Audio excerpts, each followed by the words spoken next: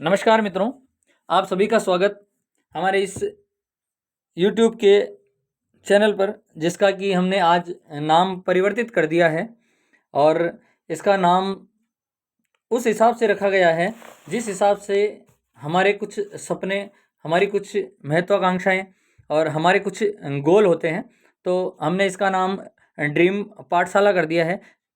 आप ये सोचिए कि आप हमारे साथ जुड़कर अपने जितने भी ड्रीम हैं, जो भी आपके सपने हैं, जो भी आपका लक्ष्य है, आप उस तक पहुंच सकते हैं। इसलिए हमने इसका नाम ड्रीम पाठशाला कर दिया है। और इसी के साथ एक नई सीरीज शुरू की है, जो कि रेगुलर लगातार 60 दिन तक, ये आपको सामने दिख रहा है, जो कि थंबनेल पर भी दिख रहा है और ये स्क्रीन पर दिख रहा है कि English speaking in 16 days online batch शुरू, जो कि बिल्कुल फ्री है आपके लिए। और इन 60 दिनों के अंदर आप अगर लगातार जुड़े रहते हैं तो 60 दिनों के अंदर आप इंग्लिश स्पीकिंग कोर्स को बहुत अच्छे से समझ जाएंगे और इंग्लिश बोलना आपके लिए बहुत इजी हो जाएगा। तो सबसे पहले जो हम बात करते हैं कि आप ये देखिए कि आपको इंग्लिश बोलना है तो आपको थोड़ी सी प्रैक्टिस रोज करनी होगी। हमारे साथ आपको भी चलना होगा, ताकि इसमें अभ्यास बहुत ज़रूरी है। आप जब तक अभ्यास नहीं करेंगे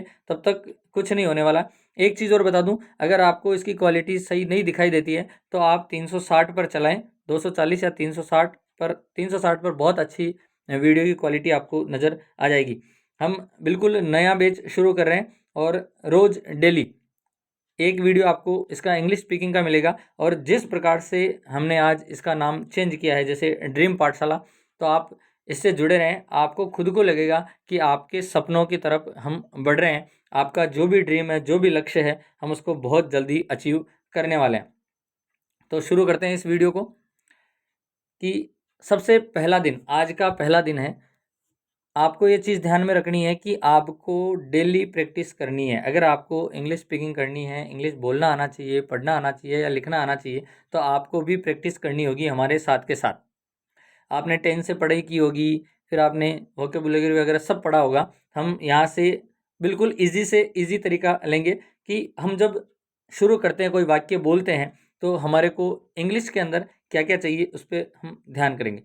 तो आप सबसे पहले देखिए कि आपके पास होना चाहिए एक सब्जेक्ट। सब्जेक्ट का मतलब होता है कर्ता, जो कार्य को करने वाला होगा। काम को करने वाला क्या है? कर्ता है। इस चीज़ का ध्यान रखें। सब्जेक्ट काम को करने वाला कौन होगा? सब कर्ता होगा, जो काम को करता है। जैसे कर्ता कौन कौन हो सकता है? किसी का भी नाम हो सकता है। ही, शी, नेम और इट। ही यानी किसी पुरुष के लिए काम आएगा, आप इस चीज़ को ध्यान रखें। शी जो किसी महिला या हम बोल सकते हैं स्त्री के लिए काम आएगा। और नेम कोई भी नाम हो सकता है। और इट यानी यह कोई भी वस्तु हो सकती है। जैसे हम देख सकते हैं कि वह जा रहा है, तो इसमें कर्ता कौन है? वह खा रहा है, काम कौन कर रहा है? वह।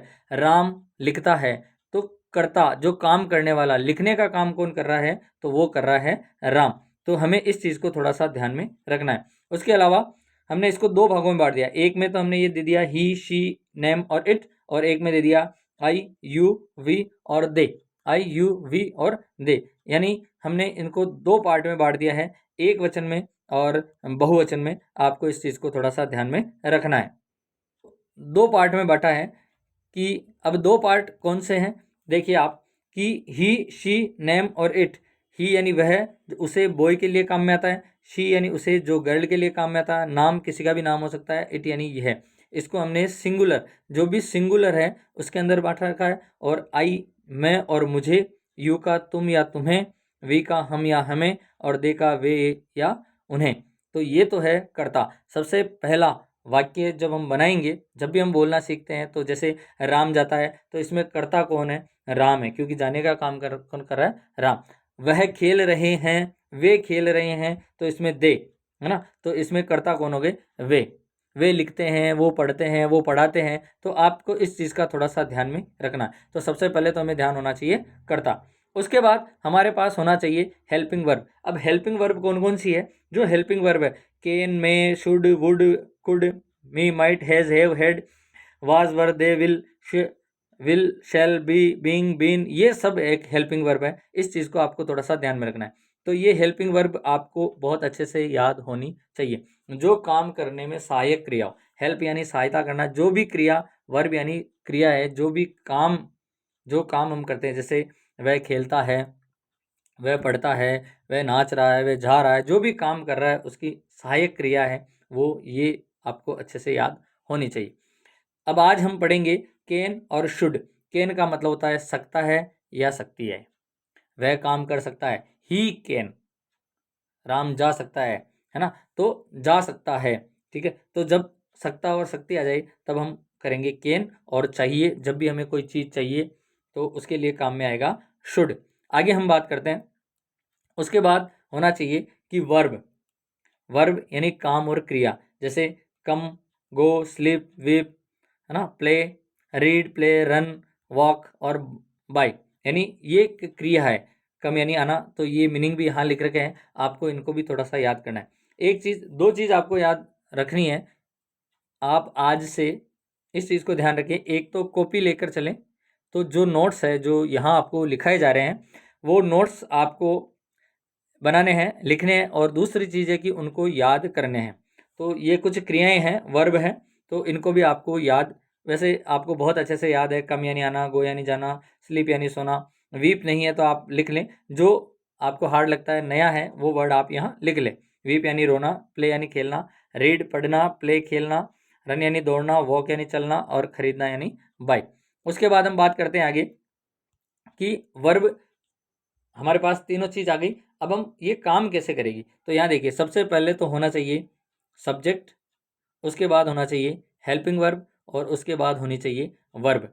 हमें इस चीज़ को ध्यान में रखना है, सबसे पहले subject plus helping verb plus verb, जो हमारी क्रिया है, यानी सबसे पहले कर्ता होगा, सबसे पहले कर्ता होगा, फिर हमारी हेल्पिंग वर्ब होगी, और फिर हमारी वर्ब यानी जो हम क्रिया करते हैं वह होगी। जैसे राम पढ़ता है, ठीक है, तो राम पढ़ता है, राम पढ़ रहा है ना, तो राम क्या कर रहा है, इसमें वर्ब कौन सी है, ये सब हम आगे उदाहरण के तौर पर देखेंगे। उसके बाद यहाँ देखिए, ये मैंने उदाहरण बना रखा है, जैसे सब्जेक्ट प्लस हेल्पिंग वर्ब और प्लस वर्ब। अब हमें हेल्पिंग और वर्ब को क्रॉस में लिखना है, इस चीज़ का थोड़ा सा ध्यान में रखें।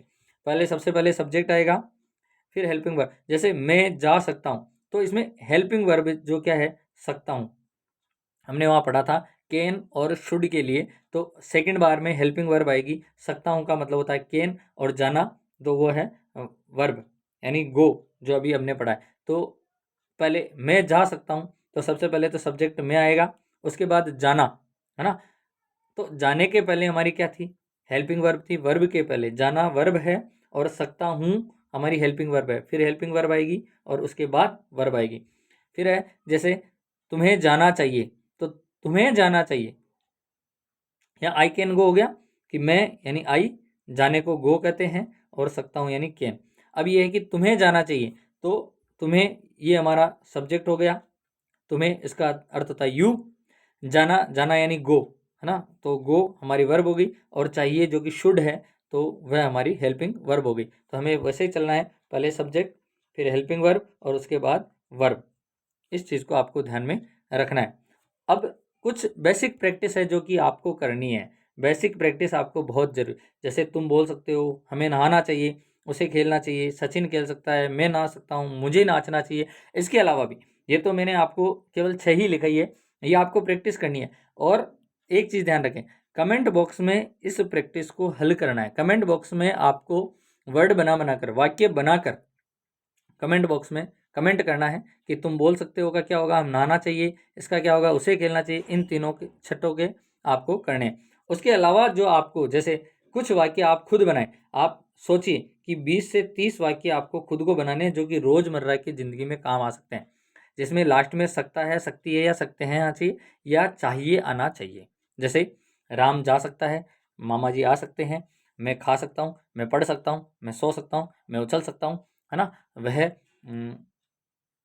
बुक्स को एक दिन में पढ़ सकता है। जो भी वाक्य है, आपको जो भी आता है, इसमें एक सकता है यानी कैन का प्रयोग करें, और एक शुड का प्रयोग करें। ये दोनों आपके लिए आज की प्रैक्टिस सेशन है, तो ये भी आपको ज़रूर ज़रूर करना चाहिए। अब जैसे देखिए, एक चीज़ और आपको करनी है कि वहाँ हमने बेसिक पढ़ा, एक तो कैन का प्रयोग और एक शुड का प्रयोग। अब इसके साथ आपको एक बात और करनी है कि नॉट यानी नेगेटिव वाक्य भी साथ में लेके चलने। जैसे मैं जा सकता हूँ, फिर नेगेटिव वाक्य आ सकता है कि मैं नहीं जा सकता हूँ। राम आ सकता है, फिर हो सकता है कि राम नहीं आ सकता है। आज विद्यालय ओपन हो सकता है, आज विद्यालय ओपन नहीं हो सकता है। आज छुट्टी हो सकती है, आज छुट्टी नहीं हो सकती है ना। मोहन किताब पढ़ सकता है, मोहन किताब नहीं पढ़ सकता है। इस चीज़ को आपको थोड़ा सा ध्यान में रखना है। अब इसका बेसिक सा फॉर्मूला है, हमने पढ़ा था। सबसे पहले सब्जेक्ट आएगा, उसके बाद हेल्पिंग वर्ब आएगी और उसके बाद वर्ब आएगी।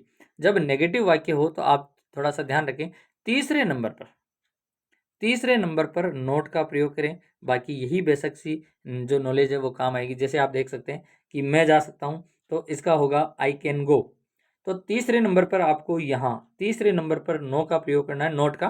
तो देखिए कि मैं नहीं जा सकता हूँ, तो मैं का तो आई, नहीं जा सकता हूँ तो कैन के बाद नोट। इस चीज़ को ध्यान रखें, तीसरे नंबर पर नोट लगाना है, बाकी वह का वही वाक्य होगा। तो हमने जो यहाँ पढ़े हैं, यहाँ जो आप इसको जो हल करोगे कॉपी में या कमेंट बॉक्स में, इसके साथ आपको नेगेटिव वाक्य भी प्रयोग में, जैसे तुम बोल सकते हो तो तुम नहीं बोल सकते हो, आप ध्यान रखना। तो तीसरे नंबर पे आपको क्या लगाना है, नोट लगाना है। हमें नहाना चाहिए, हमें नहीं नहाना चाहिए, तो भी तीसरे नंबर पे। सभी के वाक्य के साथ तीसरे नंबर पर नोट लगाना है, वो नेगेटिव वाक्य बन जाएगा। जैसे यहाँ देखिए, तुम्हें जाना चाहिए तो यू शुड गो, तुम्हें नहीं जाना चाहिए यू शुड नॉट। तीसरे नंबर पे नोट है, गो इस पे भी तीसरे नंबर पे नोट है, गो। इस चीज़ को आपको थोड़ा सा ध्यान में रखना है। ये चीज़ आपके लिए बहुत बहुत इम्पोर्टेंट है। तो ये आज का हमारा पहला वीडियो था। 60 दिन तक आप हमसे जुड़े रहें, आपको खुद को लगेगा कि आपको इंग्लिश बोलना आ गया है। आप किसी भी वाक्य का प्रयोग इंग्लिश में कर सकते हैं, जो कि बिना ग्रामर की सहायता से।